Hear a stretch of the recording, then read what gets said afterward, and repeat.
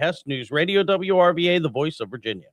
Get to work on time and ahead of the pack. This is Richmond's Morning News with Rich Herrera on News Radio WRVA. Hey, it's 6:34 this morning on Richmond's Morning News. Good morning, everybody. Thanks for joining us. On the voice of Virginia, News Radio WRVA, keep your text messages coming. If you've got things that you'd like the mayor to comment on, or you have a question, I'm going to get the best of them and ask the mayor coming up here at 7:30. An hour from now, we'll talk with Danny Avula, 833-804-1140, 833-804-1140, the number for you to join us. Although I do have a couple of people like, yeah, I seriously doubt the mayor's going to show up. Like, no, the mayor's going to join us at 7:30. I talked to him. He's coming on the program. But, you know, you have to tune in just to make sure, and we'll ask a couple of questions that we have. And then I've got a lot of questions about the proposed increase for sales taxes. And I do want to know about the funding for the city. And I know that he ran on transparency. So I do want to talk about some of that and the waste, the fraud, and the abuse that they're working to try to root out and how difficult that is. So we'll do that coming up an hour from now with Mayor Danny Avula. And top of the hour, don't worry, we're going to talk a lot about Anthony Fauci taking the fifth 111 times yesterday. Was it political theater or was it needed? And I think it just kind of depends on what side of the aisle you want to sit on. Let's bring this one story up, though. So I still get my feed on social media that has a lot of sports things in there. And, you know, I look at them most of the time, but a lot of times I'm just busy doing research for this program when we get off the air. But I did see the story and it keeps jumping up. And then I saw something that I said, you know what, I'm going to bring this up on the program today. So here's what I want to talk about. The WNBA has a controversy right now, and everybody and their brother wants to weigh in on Caitlin Clark and the way that she's treated around the WNBA. I think the WNBA is ridiculous. The fact that she is the biggest superstar in the league, and she is the reason why people pay attention to the WNBA, and she gets absolutely destroyed on a nightly basis by opponents that just absolutely body her up, throw her to the ground. The fouls are flagrant, yet never get called. And the second that she stands up for herself, everybody screams and yells at her. The way that she gets treated is absolutely a joke. The resentment for the cash cow that brought all the eyes to the WNBA is absolutely inexplicable to me, how the Golden Goose is getting kicked every time you happen to see her on the floor, and how the rest of the league absolutely looks at her with disdain and jealousy. I'll liken her to the way that the PGA thought about Tiger Woods. And let me explain this to you. Before Tiger Woods got to the PGA, it was a dying tour. There was not much going on. There was no excitement. There's a bunch of fat guys that look like me out there playing golf. And the sponsorships were starting to dip. The ratings are starting to dip. It wasn't cool. It wasn't going anywhere. Tiger shows up. The whole thing takes off. The money gets better. The ratings get better. People pay attention. It revitalized that dying sport of golf. Can you say the same for what Caitlin Clark did for women's basketball? Caitlin Clark becomes a phenom in Iowa. She comes into the WNBA.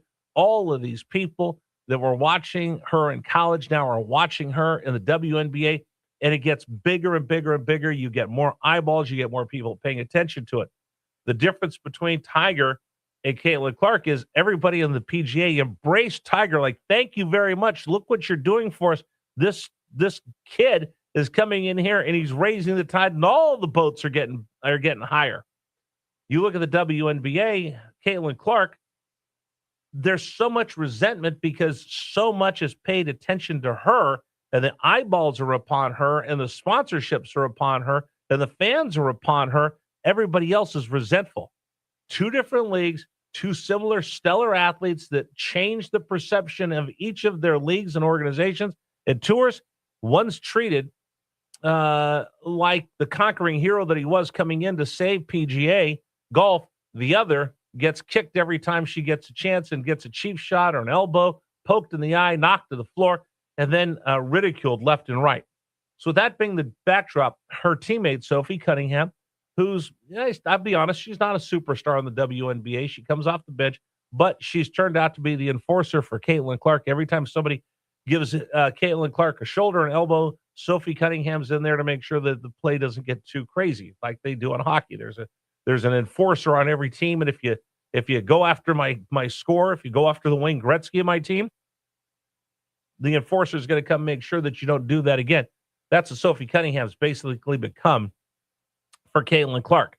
So she's been outspoken, and she spoke up the other day saying that we should protect women's sports. Young girls should not have to compete against biological males in youth sports. Pretty simple. Now, Sophie Cunningham has had heck rain down on her by people that don't agree with that. So now that's the backdrop. Two little girls, I say little girls, they're high school. They're probably 15, 16 years old. Go to a WNBA game.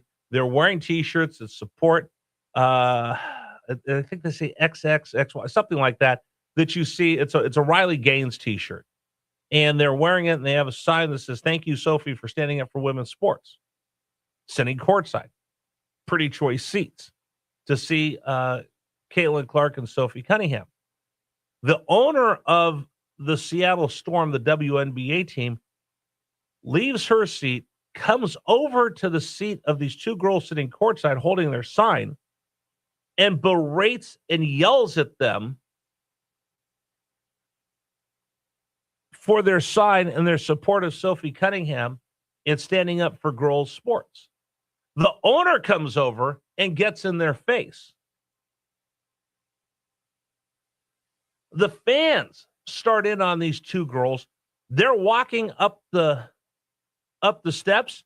Somebody tries to trip them. There's people over there yelling at them, "Take out the trash." Wow. So much for the intolerance of people that want to embrace everybody. I guess we want to embrace everybody as long as they agree with you. And here's why I'm bringing this up. Had it been anyone else who had done that, if any other owner had gotten to somebody's face like that, they probably would be vilified from one end of the country to the other. If anybody else went and started attacking verbally and getting in the face of two teenage girls to the point that one of them started crying, the entire world would come out and vilify that person. And the punishment the WNBA handed out for this owner that bullied these two girls, 5-game suspension, you can't go to the games. What? That's all you did? You gave her a 5-game suspension for bullying two high school girls to the point that you made one of them cry? And by the way, the rest of the fans that were yelling, screaming, cursing at them, the one fan that was calling them trash, I haven't seen anything there. I bring this up. I just raise this up right now because there is a double standard. And I'm not playing whataboutism. What about this? What if that? I'm not doing that. I'm moving past that. We play that all the time. If this were someone else who was conservative, this is what would happen to them. That game doesn't work because then all you're doing is you're asking everybody to play a hypothetical game. I know Ben Shapiro does it all the time. I've heard Glenn Beck do it. I've heard all the talk radio guys do that. I'm moving past that because whataboutism actually makes sense and it's logical. But on the left, there is no logic. There's no logic for you standing there holding up a sign that says inclusion is important, and then you two yell at these two high school girls. I'm moving past that. What I'm saying is, as a conservative, you need to raise your voice, not play the whataboutism card, because it's pretty blatant that an adult screaming at two high school girls that are holding a sign supporting an WNBA player is never right, is 100% wrong. And we can't play the game of, well, what happens if this was on the other foot? If we did this, you'd be screaming and yelling. You know what? Move past that. How about we just say, WNBA, your slap on the wrist for the owner is a joke. You're wrong. The owner should be suspended for the rest of the year and fined heavily for what they did to those two little girls. 1 minute. And the fact that the players don't stand up for their fans, and the league doesn't stand up for their fans, and the sponsors don't stand up for their fans is even more of a travesty. Let's not play the whataboutism. Let's just do this. You're wrong, and you need to right this. Because quite honestly, I don't know anybody on the right that would be that callous to make a high school girl cry for holding a sign at a sporting event. You want to comment? Please feel free. 833-804-1140. 833-804-1140. All right, coming up on the program, I do want to talk about Dr. Fauci and his take of the fifth 111 times. What does that mean? What does that tell you? What's your takeaway from that? And I got a lot of different people, a lot of different text messages this morning. We'll get to them all. We read the best text messages, 655, 755, 855, and then we'll have the 933 experiment. Today's program is brought to you in part by Pearson's Signature Dealership.